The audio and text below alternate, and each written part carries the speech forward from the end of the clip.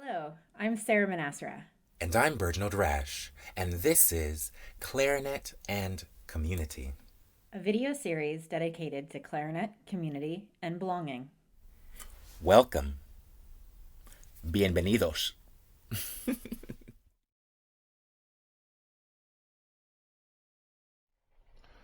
Hi, I'm Berginald Rash with Clarinet and Community, and today we are excited to introduce you to Larkin Sanders, an amazing clarinetist, pedagogue, and entrepreneur, having started her own festival and a clarinet shop.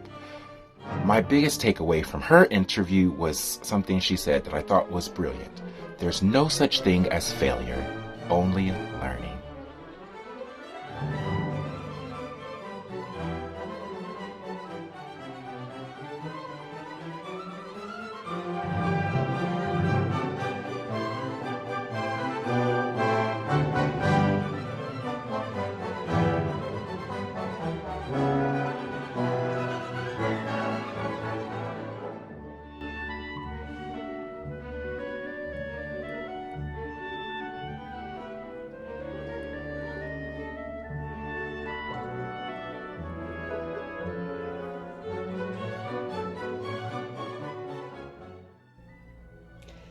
Hi, Clarinetists. It is such an honor to have interviewed Larkin Sanders again. I've interviewed her several times, and every single time I am impressed with her innovation and her entrepreneurship. As you will hear in this interview, she is a master at pivoting and creating great situations out of situations that are less than ideal. She is extremely resilient, welcoming, and talented in so many different ways. Please enjoy this interview, and don't forget to check out her social media presence. Her handles will be at the end of the video. I hope you enjoy.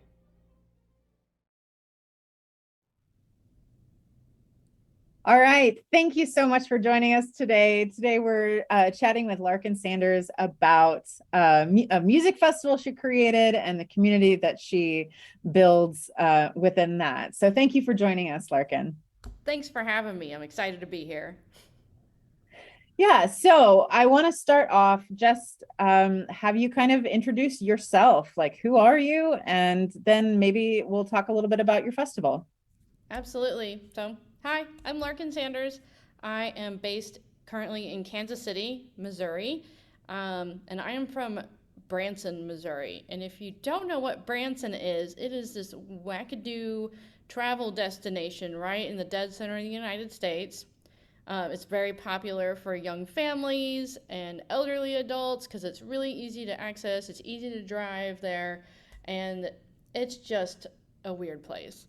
I say that lovingly. I love it. But that is where I started my music festival 13 years ago, which is kind of an insane concept to me at this point. This will be our 12th season up in 2023. So what else do you need to know? That's right, I own a shop called the Clever Clarinetist in Kansas City, where I deal. It's a clarinet specialty store. I design clothes and fun swag and specialize in professional clarinets. So right now I'm carrying Selmer, Royal, and Buffet, which is cool. And then all my favorite accessories. So I always tell people I only stock things in the shop that I would play on. So no kid stuff, only pro stuff. And then I also teach at Washburn University, which is kind of a mid-sized liberal arts school in Topeka, Kansas. And I also teach privately through Clever Clarinetist and do your typical freelancing gig stuff. Mm-hmm. Yeah, cool. So tell me a little bit about your festival. Where is it now? Where did it start? Yeah, what's going on with that? For sure. So I started the Taneycomo Festival Orchestra in 2011, technically. I started planning in 2011 and the orchestra debuted in 2012. I was halfway through a master's degree at Michigan State And I knew at the time that I liked managing people. I loved being like the boss of whatever chamber ensemble I was in and doing all the networking and all the communicating that a lot of people see as like chores or just like a necessary evil. I actually quite enjoy that kind of work. And I decided to start TFO because I went to a friend's music festival in a small town of New Richmond, Wisconsin. And I really loved everything about it, and especially the fact that it was the first time I was like set loose to go out in the world and make music without a teacher supervising my musical activities, and I felt really good about it. I felt like I did well, and I had a really great time doing it, and realized at the end that I could do the same thing in my hometown, which is just slightly bigger than New Richmond, Wisconsin. Really, Branson is not a big place. And so I remember going home and telling my mother that I want to do this thing, and did she want to do it with me? My mom is not a musician, by the way. My dad is, and his dad was. So it's like a long lineage of musicians on one side, and she's on the other. But she always wanted to start a small business. So this was kind of a way for her to do that. And nowadays she's still my like right hand person. She does most of the grant writing, and definitely works with all the people who make in-kind contributions in Branson. So like I said, now we're 12 years in, and much of TFO today is the same as it was when it got started. So it's 2 weeks of music. We'll do 2 big orchestra concerts, and then 4 chamber music concerts throughout the festival. And people come from all over the country, sometimes from all over the world, to play in TFO, just like you experience at any major summer music festival. At the biggest, TFO had 100 musicians coming in, and now we're at like 50 because pandemic and getting back on our feet. But I don't think we'll ever be back at that 100 piece group again, not for a long time, just because it was really hard on our community. So only about 10,000 people actually live in Branson, and this is important because we put everyone who comes to the festival up with a host family. So it means all of our housing is donated by community members. And it's really cool. Like, it seems a little bit nerve-wracking when you think about like going somewhere new and staying with some strangers, but it's a very hospitable place. Everyone's very kind, and everyone who hosts because they love the festival. And some of these people who have been playing for all 10 years have been staying with the same people for 10 years, and now they're just friends. They like hang out off season together, which is super cool to see.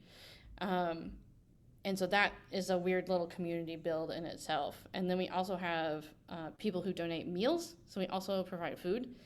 So our goal is that while our community is not able to donate a ton of money to our organization, we can at least get all the things we need to keep everyone like comfortable and happy while they're playing in TFO. And usually we can fundraise enough to kick back something for their travel expenses, but otherwise, when a musician plays in TFO, they don't incur any real expenses. They get fed and housed the whole time. And now we're in this kind of funny transition phase where everyone who started TFO is like 35 or older. So we're not college students anymore.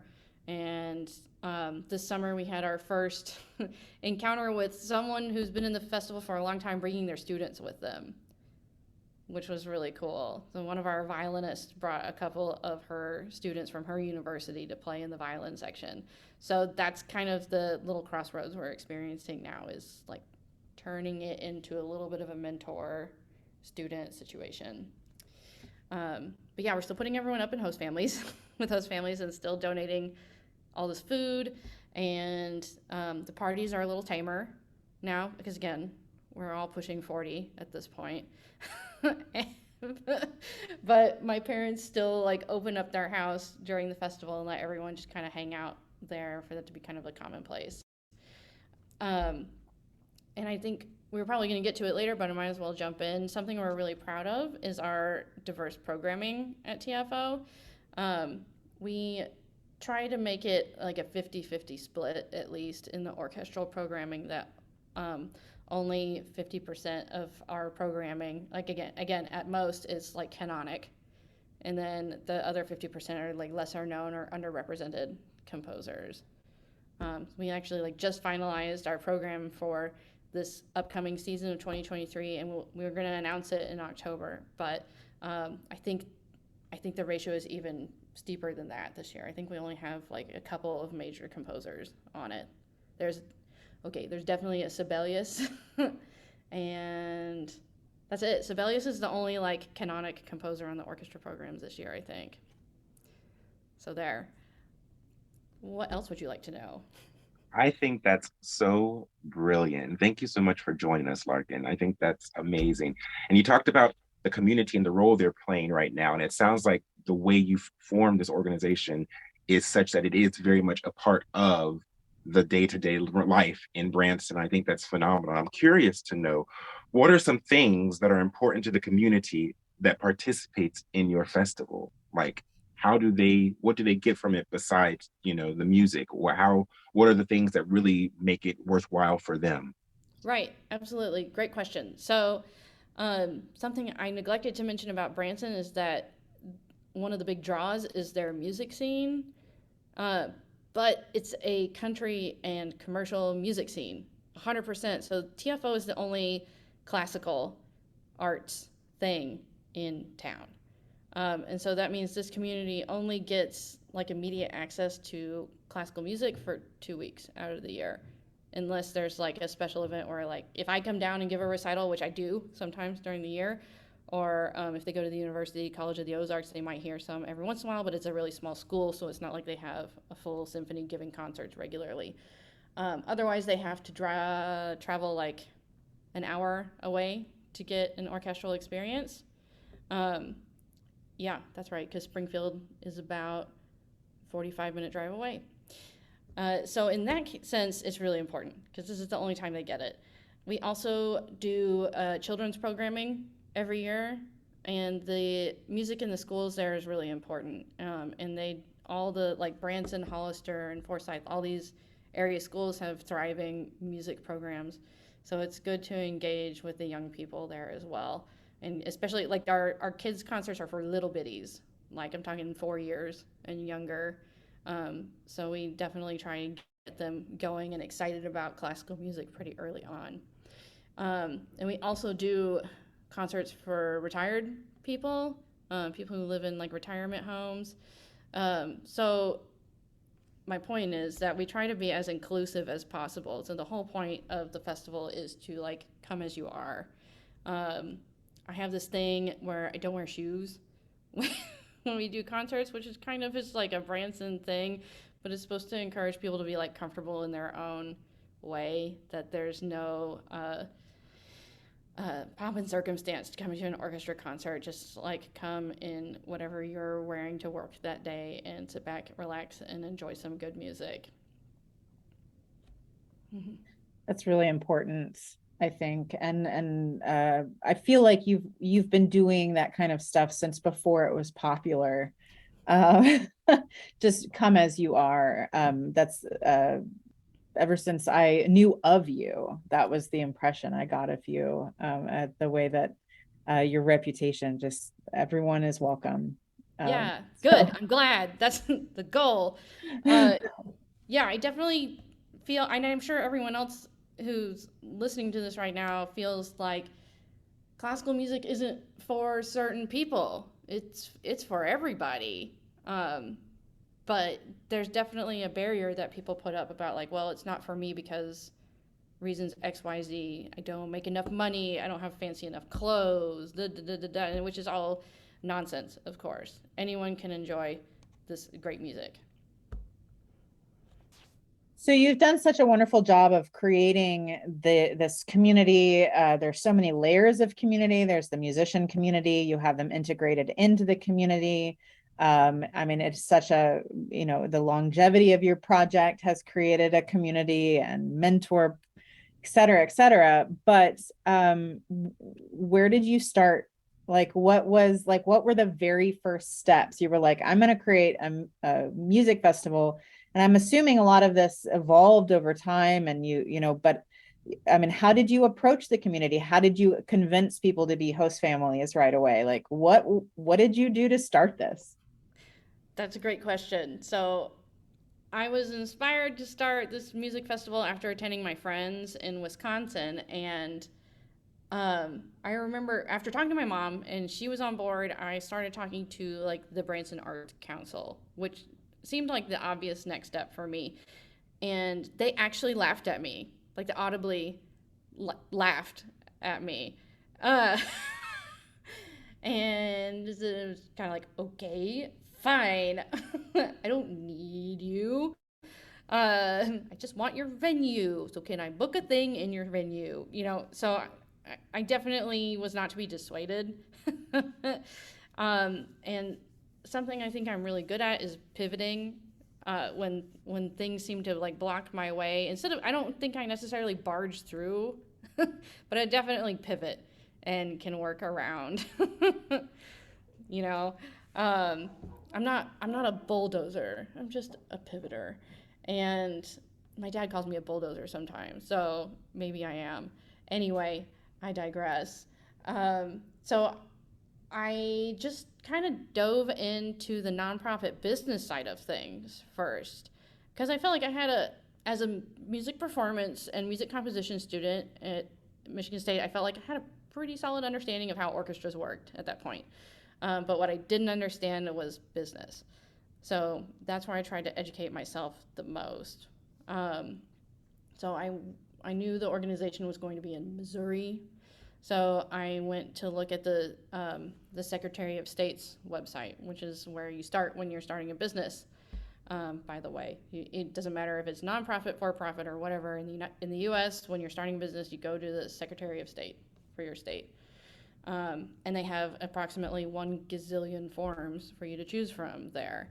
And so, but the nonprofit form is pretty simple. They have like 7 questions on it, and one of them is, "What is your name?" For example. The most complicated question they might ask you is, please state your dissolution clause, which is what happens to all the money you have if your organization folds. So TFO's dissolution clause basically says in legalese, though, that all the money that's left over becomes a scholarship for a student that wants to go, like from Branson High School, who wants to study music in college. It's a little Phoenix aspect of it. Should that ever happen, should it ever fold and we didn't use all the money, whatever's left over, that's what it'll do.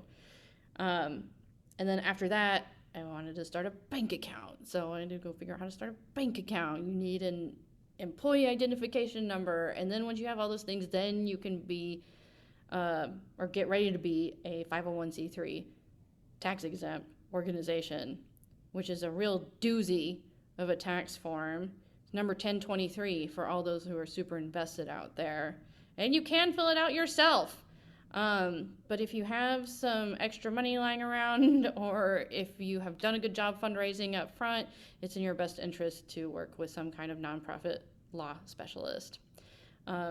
Mine took 14 months to process. TFO's application took 14 months to process, but that was because also there was a long audit period in 2014 where the Obama administration was auditing all of the nonprofits in the country to see if they had political allegiances. So we had to wait for all that stuff to go by before they could get around to all our paperwork. And I know now, I wish I had known then, that when your paperwork is submitted, you become 501c3 pending, so you can apply for grants and stuff during that time. I didn't know that. And then, of course, they had follow-up questions. So it took another 2 months for them to get to. But it finally worked out. Sorry, that was like the worst part of the whole experience, was learning how to do that. But I'm glad I did. I'm glad I got the experience. And now I can officially say, go hire a lawyer. Don't do this at home, kids. It's dangerous for your health. Well, I can tell you, Larkin, when I formed my 501c3 back in 2009, I was very fortunate because the University of Baltimore Law Center had a free legal aid like center where they would do this paperwork for you. Oh So my God, all that's I had to amazing. do and go in and have a conversation and they filed the paperwork. It was brilliant. Oh my So God, that for, is amazing. for Okay, so those of you, yeah, for those of you who are looking to do this, check with your local university's law school because they might have a legal center for the practice of students who are becoming lawyers who will do this for you yes. for free. Oh my God, that's amazing. That's Yes, excellent advice. Do that. yes, Do what you yes, said. yes.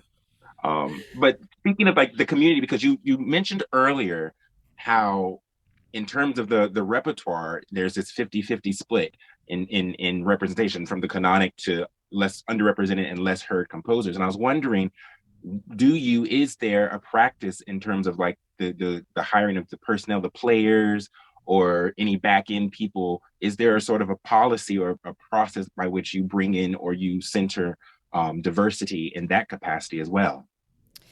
Yeah, that's something I'm really working on. So our personnel is not as well represented as I would like it to be. But one thing we were able to accomplish this year is that we were able to be more than 50% female.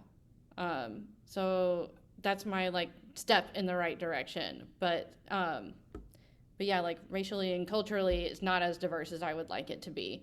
And it's not for want or trying. I'm pulling from an application pool. But this conversation is really kind of igniting something in me that I need to be better about it. So if you're interested and you fall into this category, like please come play with TFO. We want you. That brings up a great question is, how do people get involved? In what ways can people get involved? I mean, I know there are musicians that perform, but what are other ways to be part of TFO? For sure. So if you are in the area, you can always, like, if you live in Branson, which I'm sure almost no one who's listening to this is, but just in case you are, we always need more host families. There's seldom a year where we have enough people hosting musicians. I have actually slept outside before to counter this issue.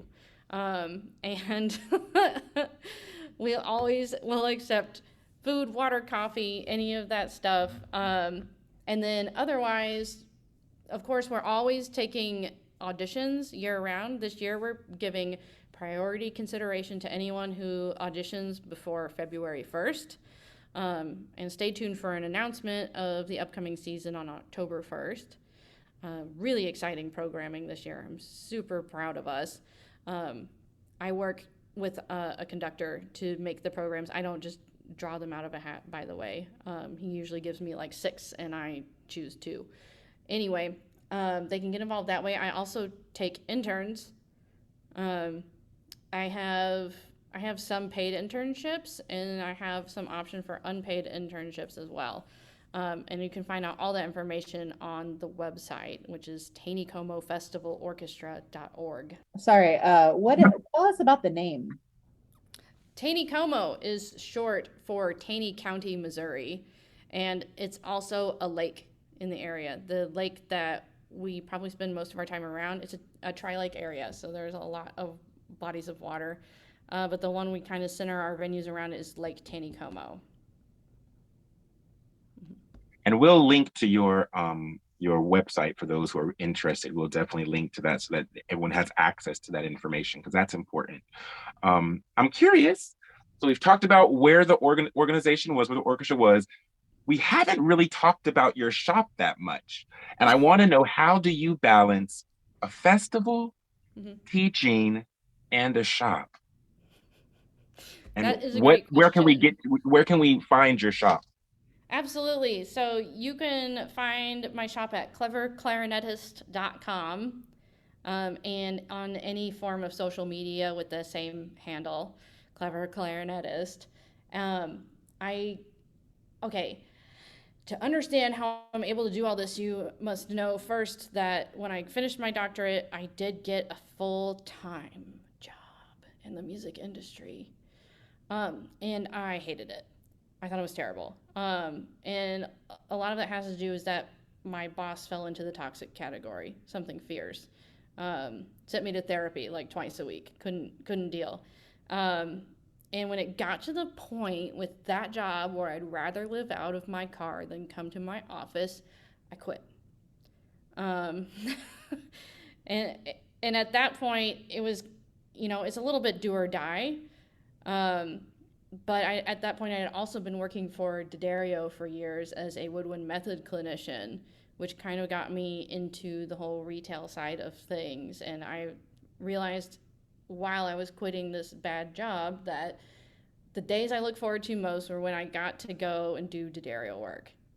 So like 4 days a month when I got to go to a school and give kids reed samples and let them try mouthpieces or talk to university students about why certain mouthpieces affect them in certain ways and why certain reeds might work better than others on a deeper level. That was like the greatest feeling ever. I was so happy doing that work.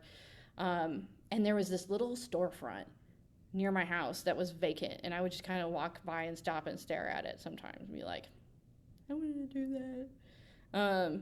And so it was like a series of things and signs from the universe, I guess, that I had to do something different and decided to go all in with Clever Clarinetist. I had my work at D'Addario, and I had the support of Selmer, especially. So I've been a Selmer artist since 2016, and my grandfather was also a Selmer clarinet player. So it's like this old thing. And our rep lived in Kansas City at the time, and she and I were good buddies. And so she kind of helped me get started too with some consignment inventory. So I got to like sell some clarinets without investing a bunch of money up front as well.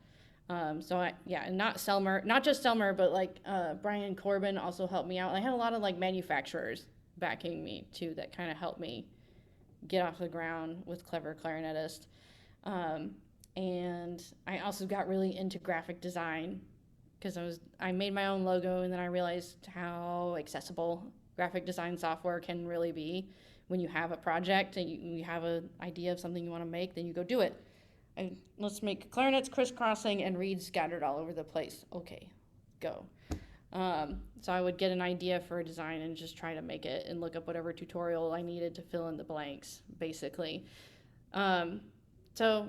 Yeah, I mean, as cheesy as it sounds, the whole like you can do whatever you put your mind to, it's pretty true for me. I just kind of went for it. So what is in store for the future for both the festival and for you? Yeah, so I want to keep on doing what I'm doing. That's right, I was supposed to talk about balance. So not only do I balance because I have to, and I know now that it's not like part of my personality to work for other people.